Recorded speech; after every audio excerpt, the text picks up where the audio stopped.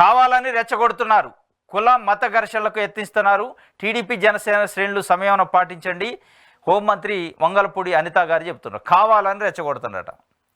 దేనికి కావాలని రెచ్చగొడతారు?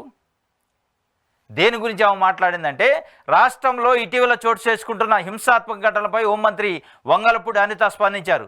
గత వైసీపీ ప్రభుత్వ హయాంలో పోలీసు వ్యవస్థ నిర్వీర్యం కావడం వల్లే వరుస ఘటనలు చోటు చేసుకుంటున్నాయి అని అభిప్రాయపడ్డారు. ఎంపీ మిథున్ రెడ్డి ఉద్దేశపూర్వకంగా రెచ్చగొడుతున్నట్లు పరిస్థితులు ఉన్నాయని వ్యాఖ్యానించారు.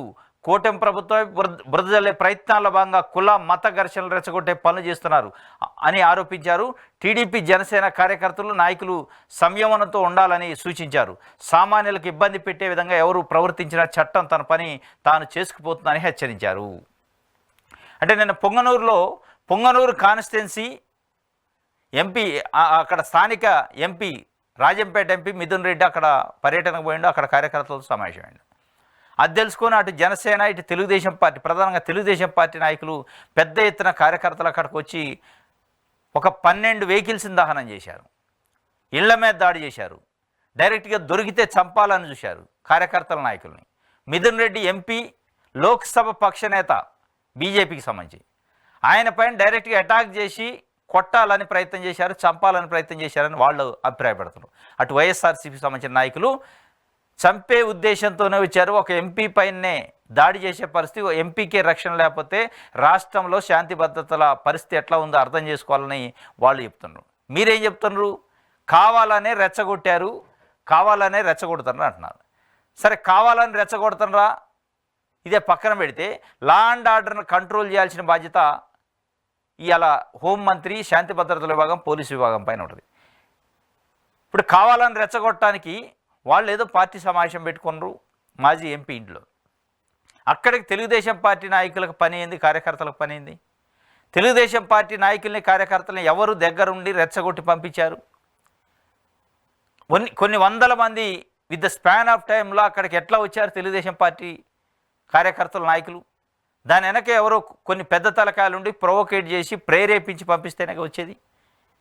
అట్లా ఒక సిట్టింగ్ ఎంపీ ఆయన కాన్స్టిట్యున్సీలో పర్యటించడానికి వచ్చి వాళ్ళ పార్టీ మీటింగ్లో మాట్లాడుతుంటే కొన్ని వందల మంది తెలుగుదేశం పార్టీ కార్యకర్తలు వచ్చి ఇంటి మీద దాడి చేసి, కార్ల మీద దాడి చేసి, ఒక 12 కార్లను తగలబెట్టి పోతుంటే కావాలని రెచ్చగొట్టేది. మళ్ళీ మీరే ఒకవైపు తెలుగుదేశం పార్టీ, జనసేన కార్యకర్తలు సంయమనం పాటించాలి అంటున్నారు. అంటే వాళ్ళు సంయమనంలో లేరు, రెచ్చగొడుతున్నారు, పోయి దాడులు చేస్తున్నారు. కాబట్టి డైరెక్ట్గా అనలేక సంయమనం పాటించండి అని చెప్తున్నారు. ఇది నిన్న జరిగింది. ఒకవేళ ఇదే కాక గత వారం 10 రోజులుగా రాష్ట్రంలో ముచ్చమర్రి కానీ, అదేవిధంగా వినుకొండలో నిన్న జరిగింది కానీ, ఇట్లాంటి అనేక సంఘటనలు ఉన్నాయి. మరి దాంట్లో ఎవరు రెచ్చగొట్టారు?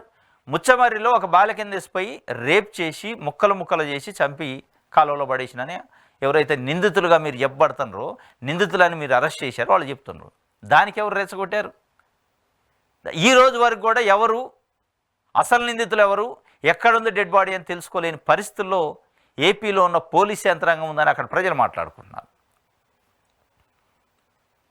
అదే వినుకొండలో జరిగిన దారుణంగా నడి రోడ్డు పైన నరికి కొబ్బరి బొండాల కత్తితోనే చంపిండు వైఎస్ఆర్సీపీ కార్యకర్తని, తెలుగుదేశం పార్టీ నాయకుడు, కార్యకర్త.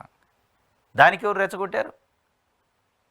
ఇట్లా ఒక అపోజిషన్ పార్టీకి సంబంధించిన ఎంపీ వాళ్ళ పార్టీ కార్యకర్తల మీటింగ్లో మాట్లాడుతుంటే కొన్ని వందల మంది తెలుగుదేశం పార్టీకి సంబంధించిన కార్యకర్తలు పోయి దాడి చేసి విధ్వంసం చేయడానికి ప్రయత్నం చేస్తే కావాలని రెచ్చగొడుతున్నారని మీ యొక్క రాజకీయ పబ్బం గడుకునే పనిలో ఉంది తప్ప నిజంగా మీరు లా అండ్ ఆర్డర్ని కంట్రోల్ చేసే పద్ధతిలో లేదు. లా అండ్ ఆర్డర్ని కంట్రోల్ చేయకుండా ఇంకా తెలుగుదేశం పార్టీ కార్యకర్తలను రెచ్చగొట్టి అపోజిషన్ పార్టీ నాయకులను భయభ్రాంతులకు గురి చేసి, కార్యకర్తలను భయభ్రాంతులకి గురి చేసే విధంగానే ఉంది అనేది అలా అక్కడ మాట్లాడుకుంటున్న పరిస్థితి. ఇది ఒక వార్త.